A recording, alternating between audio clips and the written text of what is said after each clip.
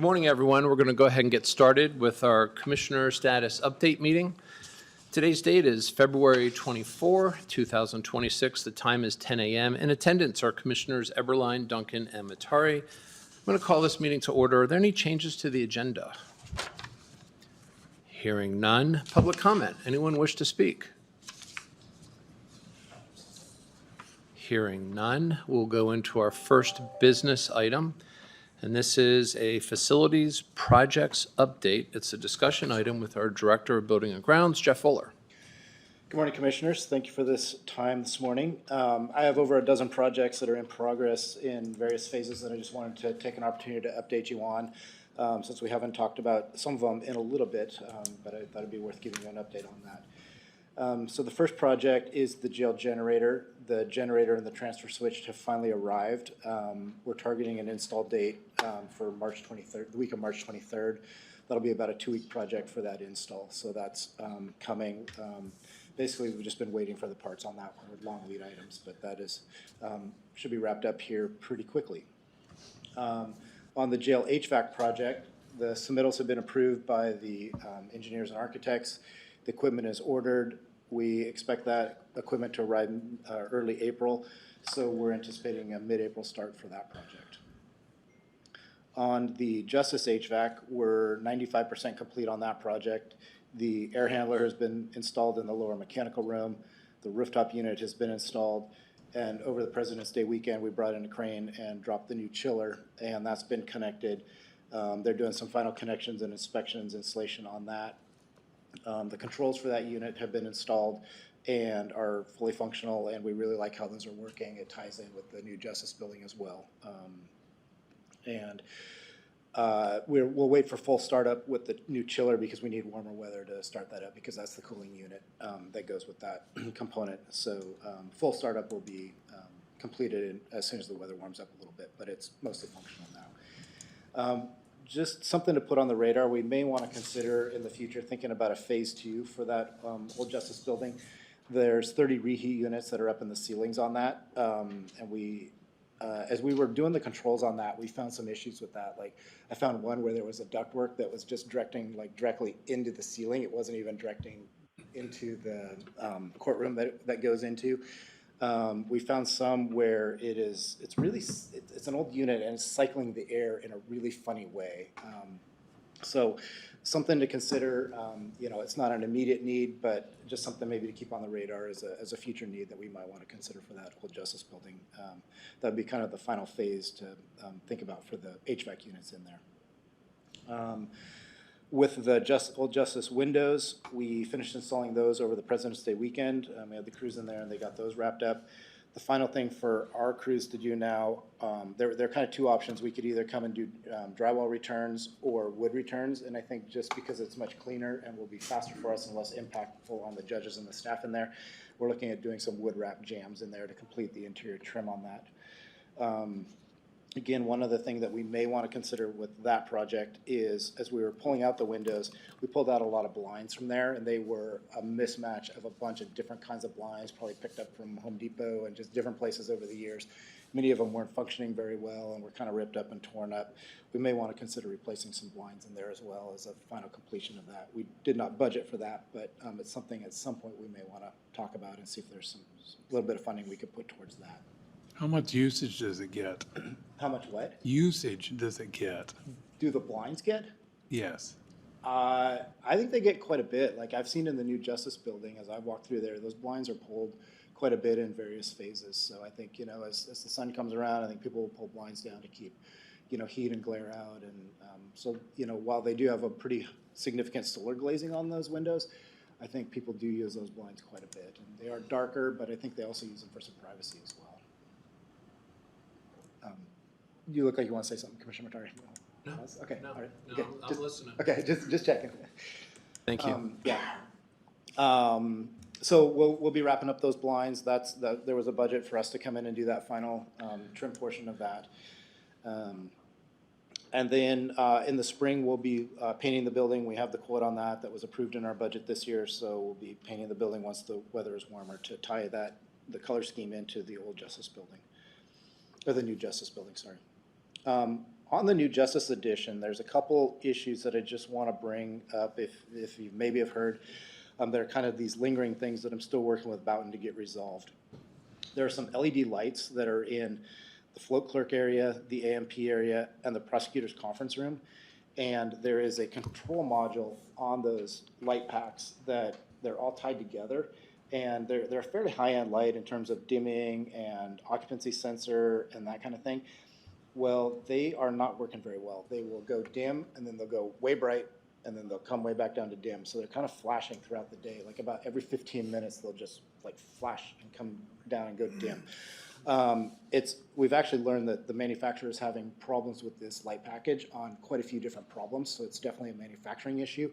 We're going to change that entire light package out, and then we're going to go with kind of a lower model that loses a couple features, but none of the features really that we use all that much. And so we'll still have the occupant sensor, we'll still have the dimming capabilities, which are the two main features that we use on those lights.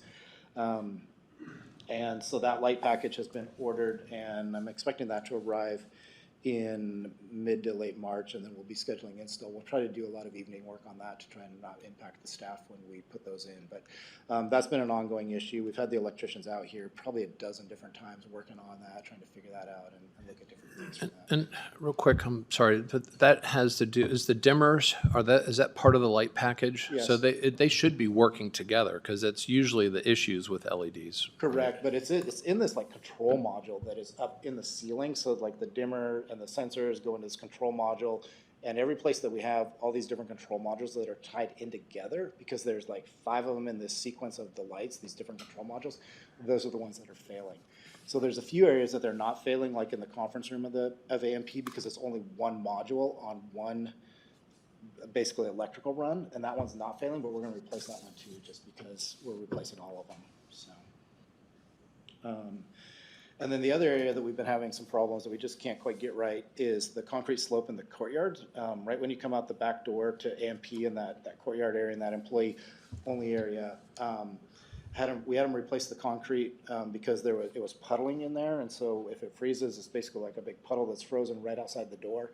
They came out several weeks ago and replaced that concrete. Well, now it's actually sloping back to the building, and we're getting water in the building, so we're going to have to pull that out a third time and do that, but we're going to do that when the temperatures get warmer and we can kind of slow things down and make sure we get that right this time. So Boughton's aware, Boughton's sincerely apologizing for the issues that we've been having with this, but they remain to be on top of it and getting things corrected for us. But I just wanted you to be aware that those were a couple lingering kind of ongoing issues that we just can't quite get right yet.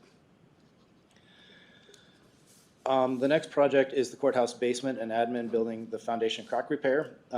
We are complete with that part of the project. The waterproofing and drainage in the courthouse is fully complete. The crack repairs are complete in the admin building. The only thing we have left to complete now is the exterior phase, which our buildings and grounds guys are going to do. We're going to pull the grass back, put in some gravel, move the sprinklers away from the building. So we have, that 3-foot buffer where the sprinklers are away from the building that we'll be doing this spring. I would note, I think I mentioned this several weeks ago, but we brought that in $12,000 under budget. As we cut the slab in the old courthouse, the plans showed a whole bunch of rebar that wasn't in there, and so it was actually a much simpler fix, and so we were able to obtain a $12,000 credit on that job. So a little bit of good news there. The jail ponds are nearing completion. Sletton is, wrapping up right now. It's just, we're doing cameras and final paint, and so really in the next 4 weeks they'll be substantially complete with that. There is an issue that we're having there that I wanted to bring to your attention. The water heaters, if you recall, we replaced the water heaters a little over a year ago in that building. We replaced them with 3 tank units, and they are not keeping up. We are still having problems with those. And so I engaged the engineer through Sletton on the project to do a full study on the water system. And what they determined is we have 5 commercial washing machines that are running almost 24 hours a day.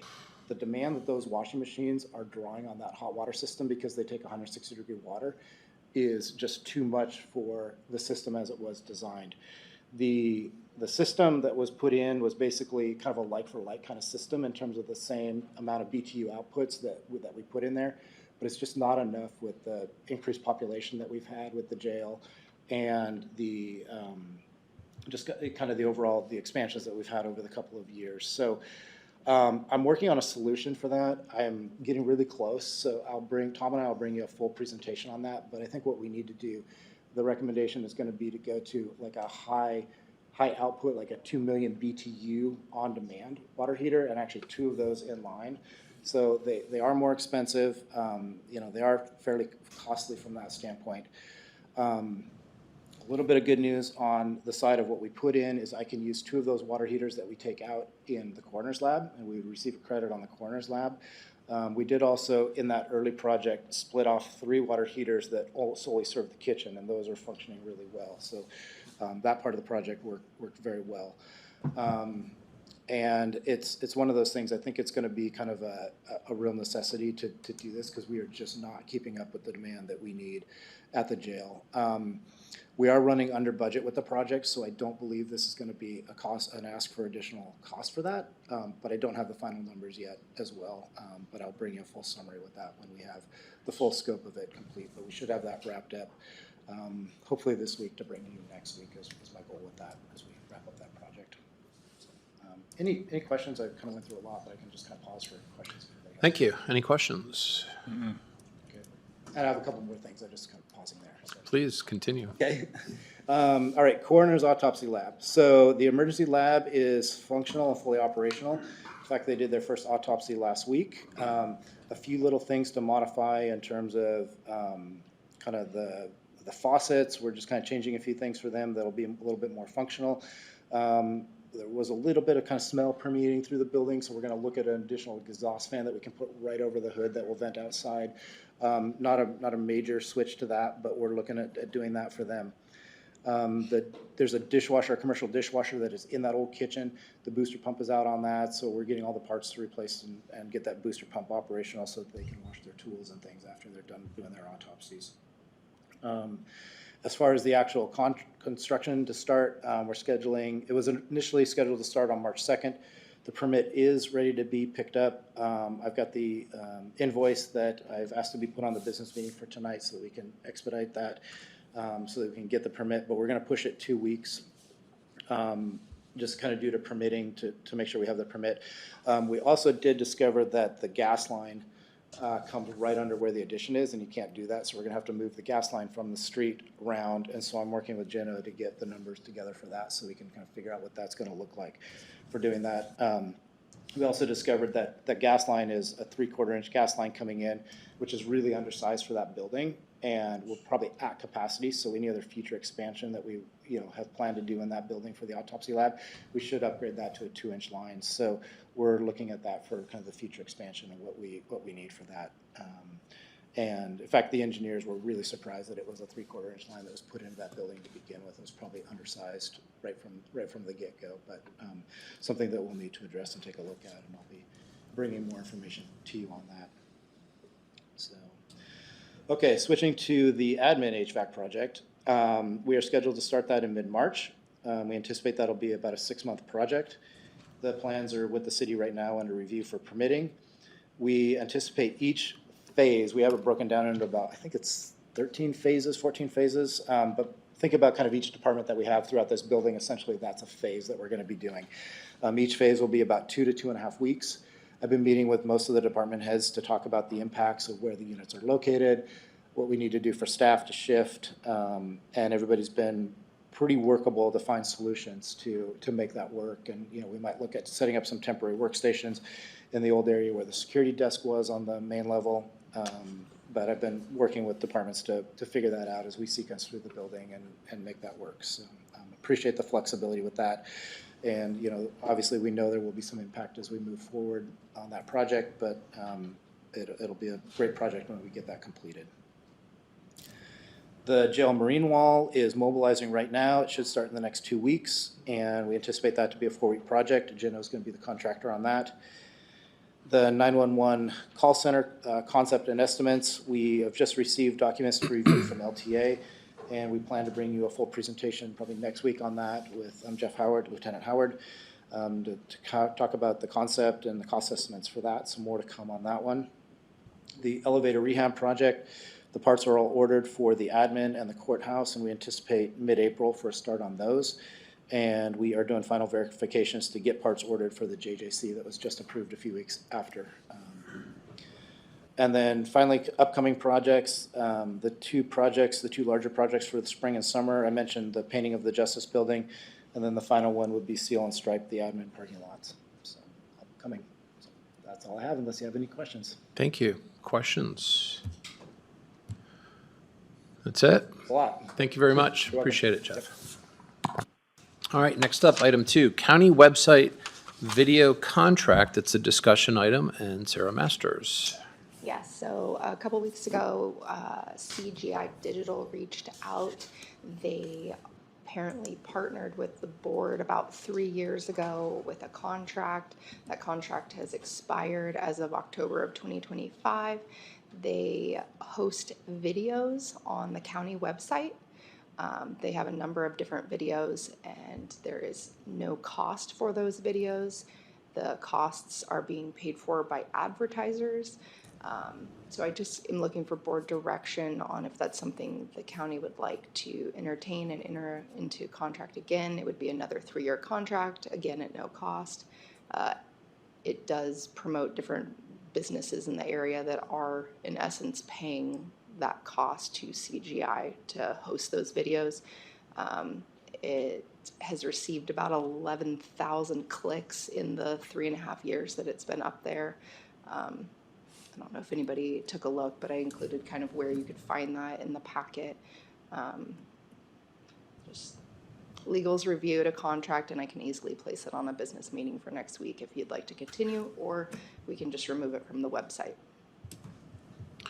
So they're offering it for free, and in exchange, they get ad dollars by using the county as a mechanism to attract viewers. Is that correct? Yes. And this serves the county in what way, would you say? So the best way I can tell is that someone who maybe doesn't live here gets a better idea of what Kootenai County is like. It's a lot of drone footage and just like a tour through downtown Coeur d'Alene. They are offering us their B-roll footage if we would like it at no cost, but I don't know what real value. You'd have to ask the 11,000 people that clicked on it in the last 3.5 years.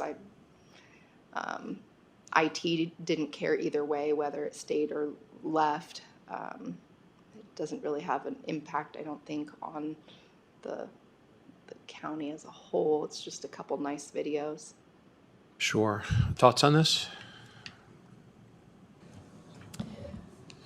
I could go either way on it. I think the helpful part of it would just be if somebody's trying to apply at Kootenai County and then they see this and they get a better idea of the area and make a decision on that. But I'm not sure that it would hurt if we stopped either. So which one are you leaning toward? Are you neutral on this, I'm pretty neutral on this. Commissioner Eberline? If it's free, There you go. So I'll put it on a business meeting for next week. That's what it sounds like. Okay. All right, thank you. Next up, item 3, treasurer records stored in PaperClip software. It's a discussion item, and Chief Deputy Jill Smith with the Treasurer's Office.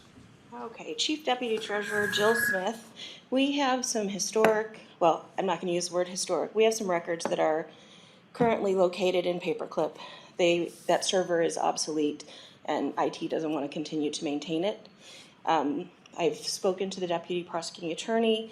These records are past their required retention age, but the commissioners of a county have the ability to decide that they want to keep records past retention because they deem that they have historic significance. So I just wanted to bring this in front of you and get direction as to whether you want me to come forward with a resolution to have them digitized. The estimate was $26,000 to digitize them, or whether we just follow the retention schedule and make them go away. It's $19.99 to 2005 subsequent occupancy and real property tax bills, and then reference rolls from 1998 to 2004, and no one in my office knows what the reference rolls actually are.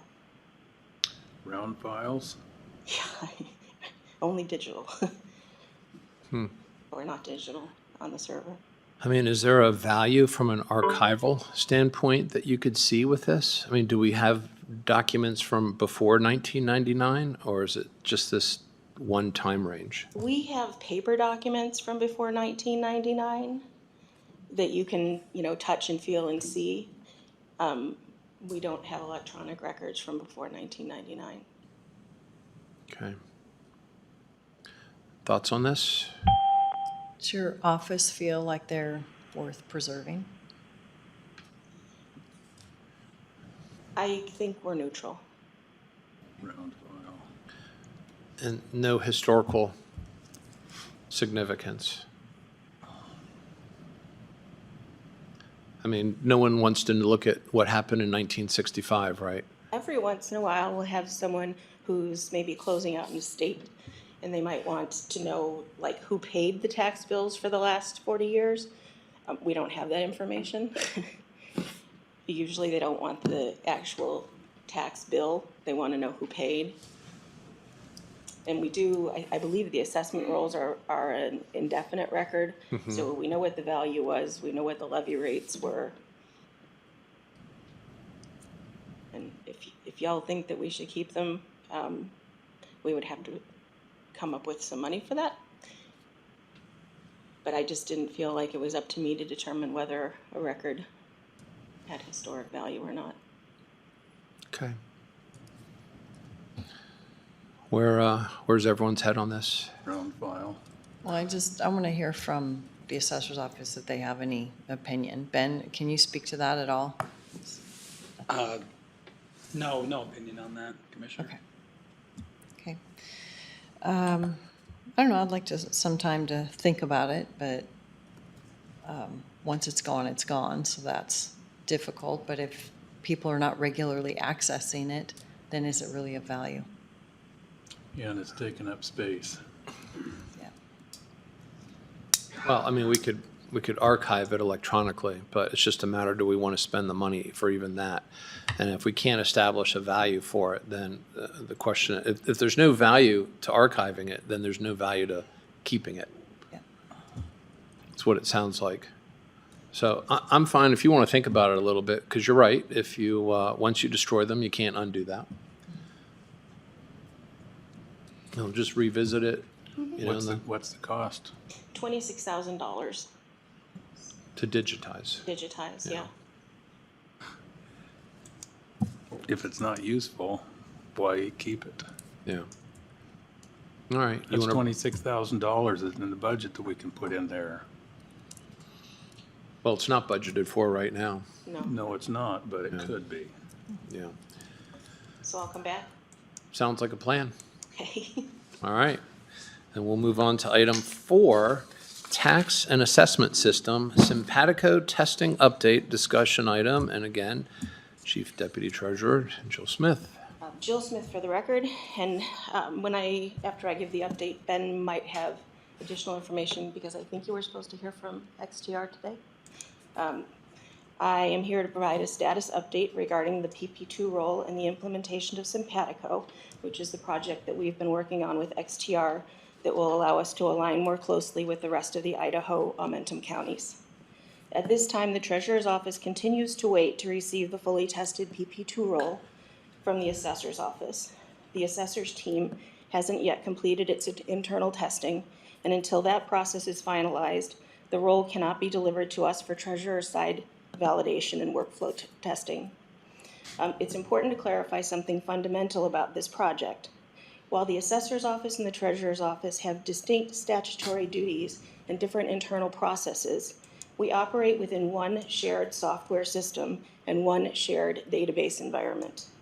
There's no structural separation between the assessor side and the treasurer side. Any configuration changes, calculation logic adjustments, or workflow modifications that are made on one side can directly impact the other. This interdependency is unavoidable in an integrated property tax system. As with the annual property tax process, this project began operationally in the assessor's office because valuation and roll generation originate there. It was never intended to conclude at that stage. The treasurer's office has the statutory responsibilities of billing, collection, distribution, reconciliation, and reporting, and those are equally dependent on the integrity of that data once it moves forward in the tax life cycle. One of the most significant operational changes with this new system is that we will no longer be able to balance in the manner we historically have. Our legacy balancing methods relied on system behaviors and reporting structures that no longer function the same way in Simpatico. That means that testing is not simply a matter of verifying totals. It requires validating entirely new reconciliation pathways and confirming that reporting outputs are accurate. If we don't have accurate reports, we can't balance and we can't know that we're billing people correctly. A substantial component of this testing involves the State Tax Commission reports. These reports are not optional enhancements. They're not supplemental deliverables.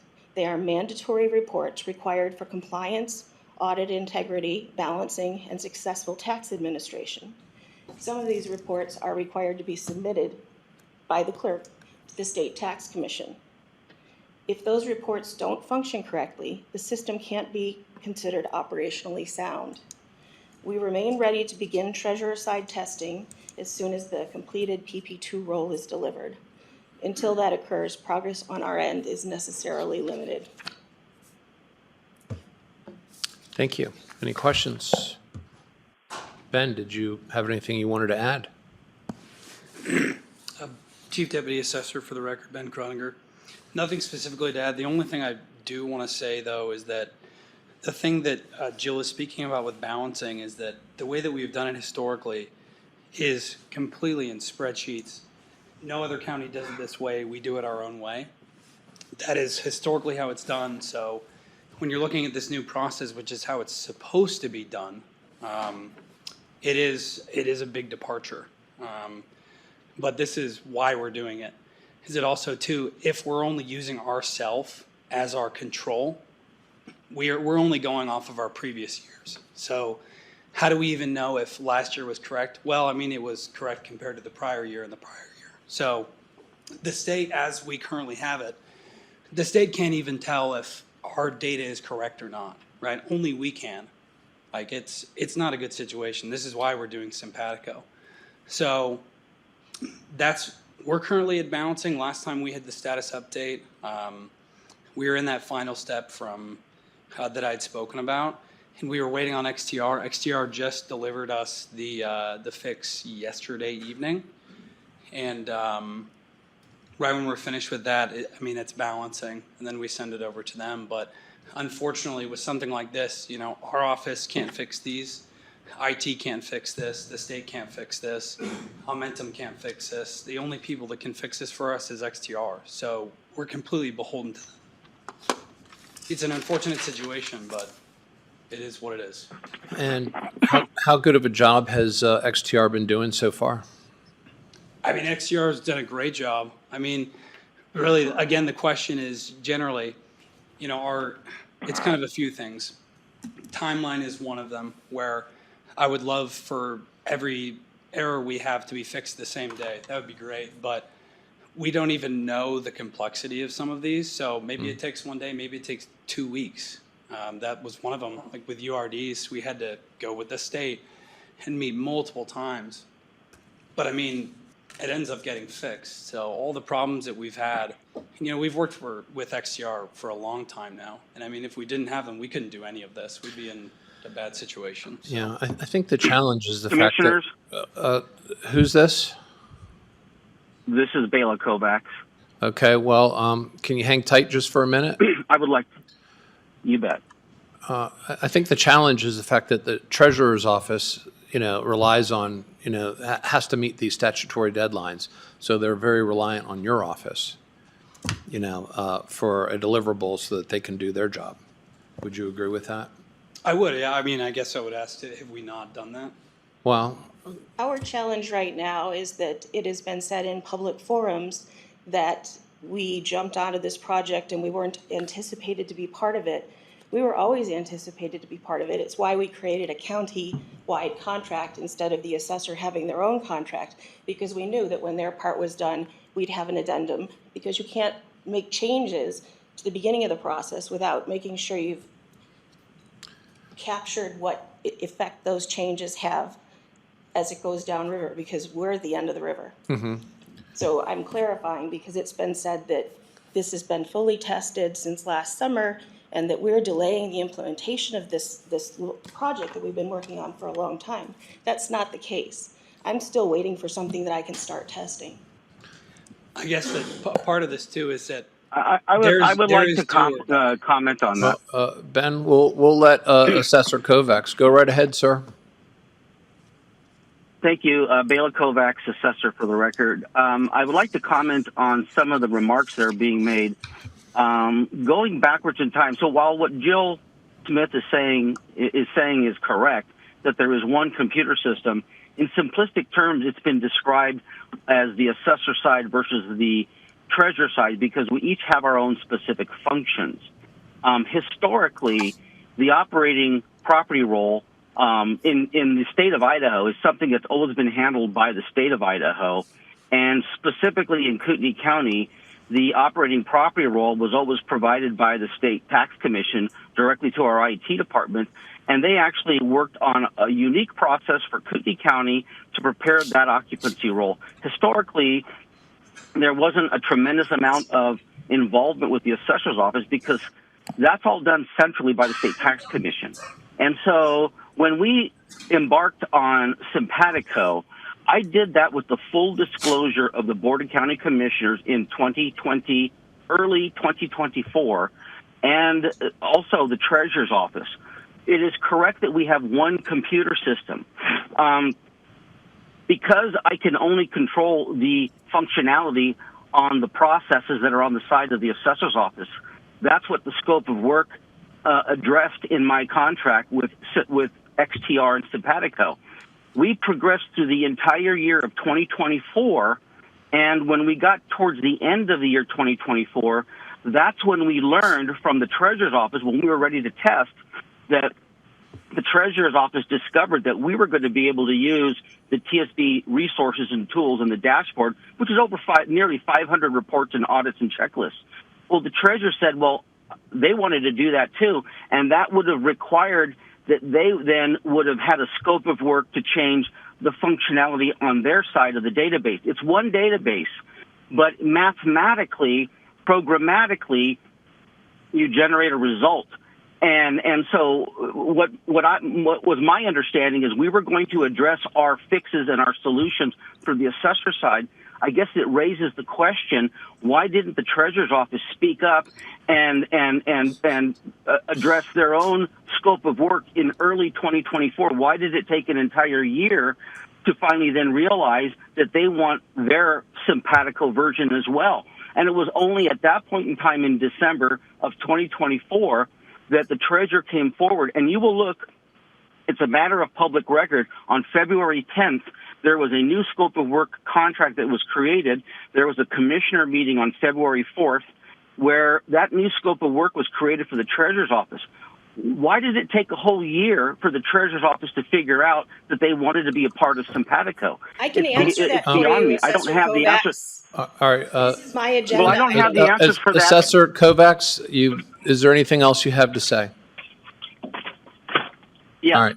I want to remark that XTR has been extremely diligent in this process. They have assisted and helped us and tested every step of the way, even offering to provide some assistance in testing to the Treasurer's Office. And the problem occurs, this is a very, very complex scenario because it involves programming and fixes that are applied by the State Tax Commission because they work on scripts. We're trying to get to the state Idaho standard. And that logically necessarily entails that when our programming is done, we have to either go live right when that programming is done. And when we tested it at the end of 24, we balanced within pennies, which is rare. And it's the first time that ever happened in Idaho, in Kootenai County. And so, but if we don't implement right at that time and go live, then as time progresses, as the State Tax Commission makes more programming changes, because the state laws change, because the software maker makes patches, fixes, and updates, right. a software program is like a breathing organism, and that costs us money and taxpayer dollars to maintain that programming until the new programming changes for the Treasurer's Office are completed. And that took a whole year to do. Okay, thank you, Assessor Kovacs. Jill? So Assessor Kovacs seems to have forgotten that when the master contract for this project was created, he sat in Steve's office, and together we discussed what the master contract should say. And it was decided that it would be a master contract because it would have to start with the assessor's office. And when the assessor's office work was through, they could then start with the treasurer's office. They couldn't start working on anything for the treasurer's office until they had completed testing in the assessor's office. So in February. Well, you're not. I'm sorry, Assessor Kovacs. Do not interrupt, please. But that's false information. Do not That is interrupt. false information. The only false information being shared is Okay. coming from you. I'm sorry, but Assessor Kovacs, it's not your turn to speak. Go ahead. Okay, but it's false. So when we were anticipating the assessor being completed with testing, we came forward and asked for a budget so that we could then test on our side. We were able this summer, while we were waiting for PP2 to be completed in Simpatico, which to this day has not happened. So the delay is not because of us. I don't have anything to test. It's not done yet. I agree, XTR has been fabulous. I agree, time is of the essence. The sooner we can get this done, the better for all of us. I can't test until I'm given something to test, and I don't have that. And I think that the Chief Deputy Assessor will confirm that for me. I don't have a PP2 roll fully tested in Simpatico that's been turned over to my office. Is that correct? That is correct. Okay.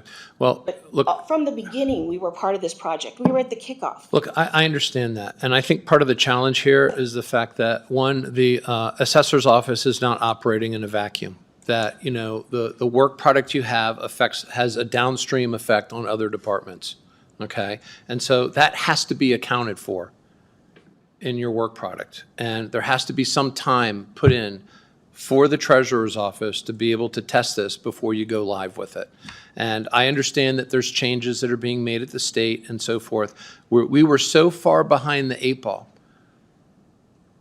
with this system, and what we're trying to do to fix it is that if we do miss something, we'll have to do another update later, but there has to be an opportunity for the treasurer's office to test this, because you can't just say, here it is, you're on your own. You can't do that.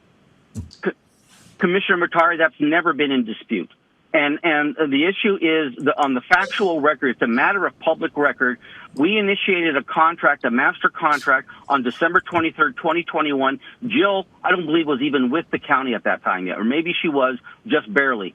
The point is, if you look at the public record, the IT department and the treasurer's office did not have their contract until the fall of 2022. I offered them to piggyback and be a part of the master contract that I created. They refused. Assessor Kovacs, does everything have to be like this? I mean, at what point do us elected officials just work together? Okay, at what point? Well, at what point? I would like to, at what point do we just work together to get the job done? Does it all have to be spelled out in that's a what we've contract? been trying. I'm sorry, I'm speaking. Does it all have to be spelled out in a contract between the elected officials? Can't we just figure out how to, work together? We have been working together. Well, it doesn't sound like it would be nice to get some cooperation from the other side. Well, why did it take a year? We don't have an answer for why it took a whole year for the treasurer's office to figure out to jump on the Simpatico project. Have you been? Why nothing?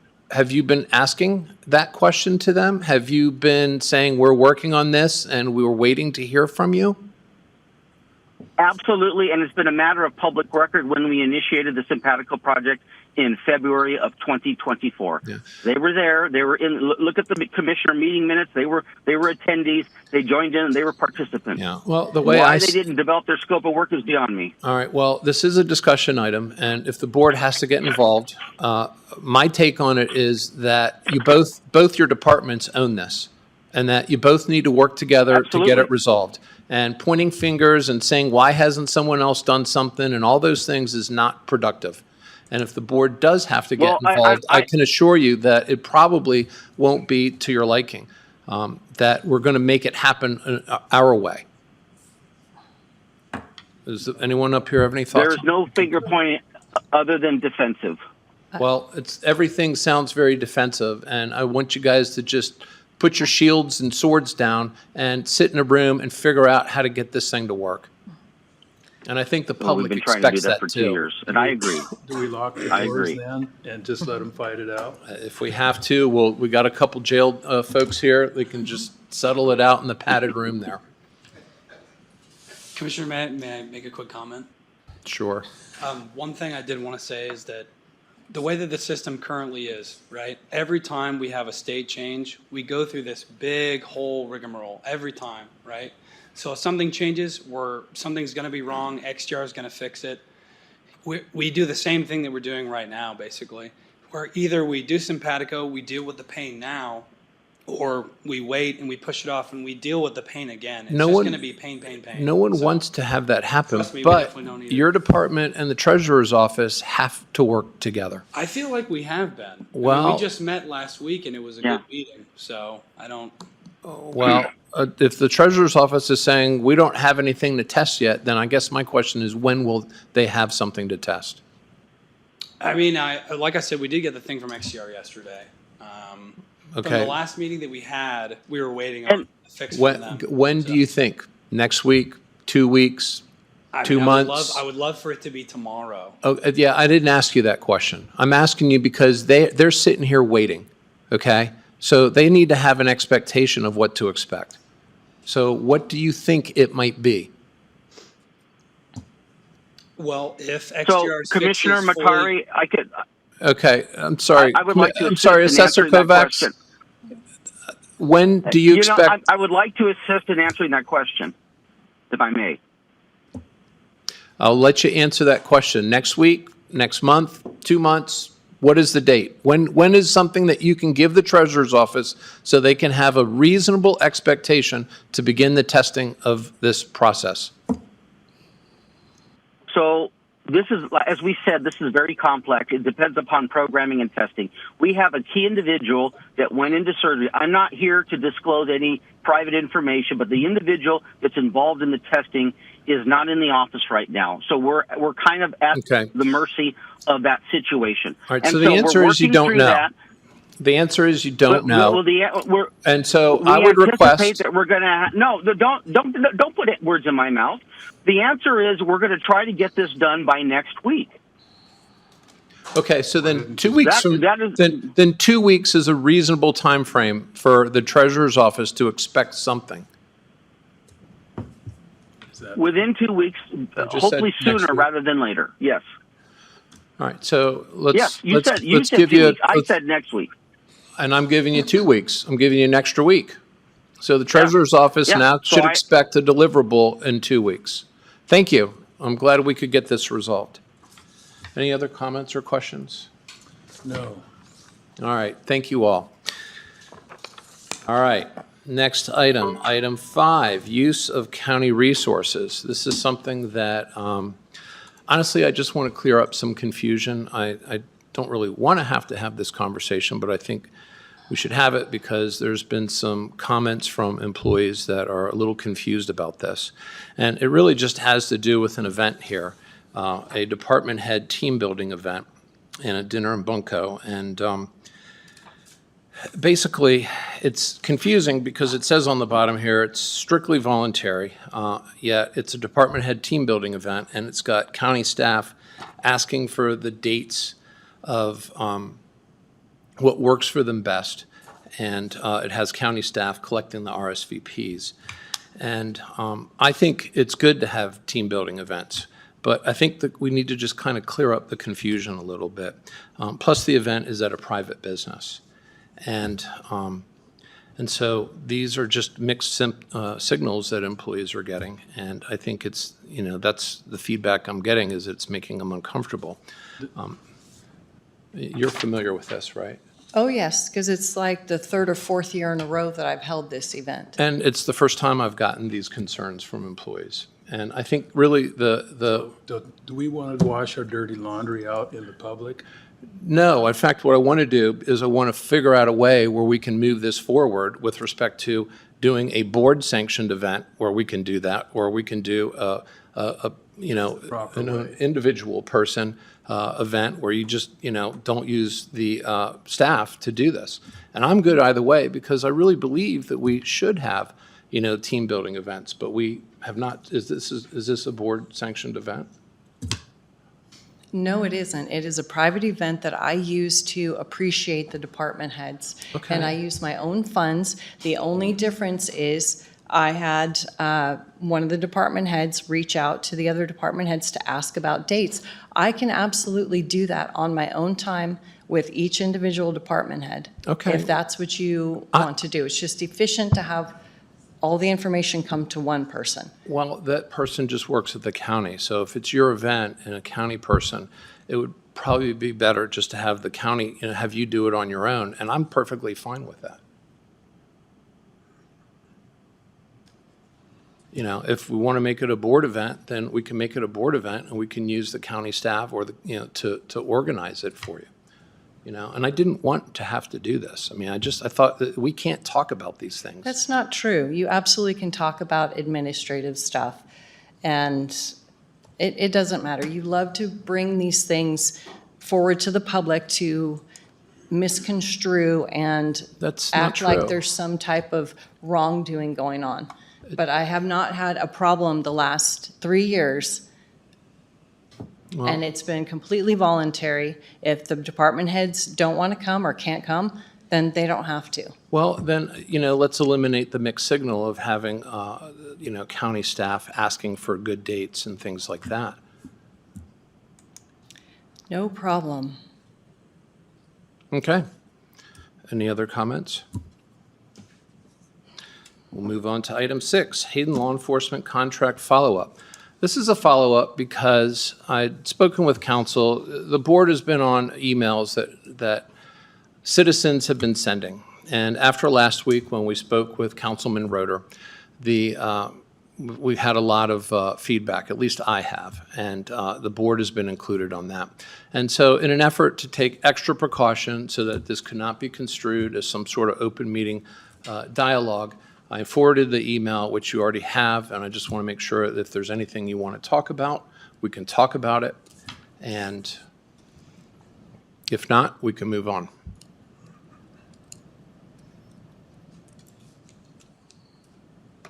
Hearing nothing, then I guess we're good. Next up is an executive session, but I'm going to put public comment here. Does anyone wish to speak? Hearing nothing, I'll take a motion to go into executive session. I move we enter into executive session pursuant to Idaho Code 742061D. Second? Commissioner Eberline, Aye. Commissioner Duncan, Aye. Chair Mattare. Aye. I think if we handle the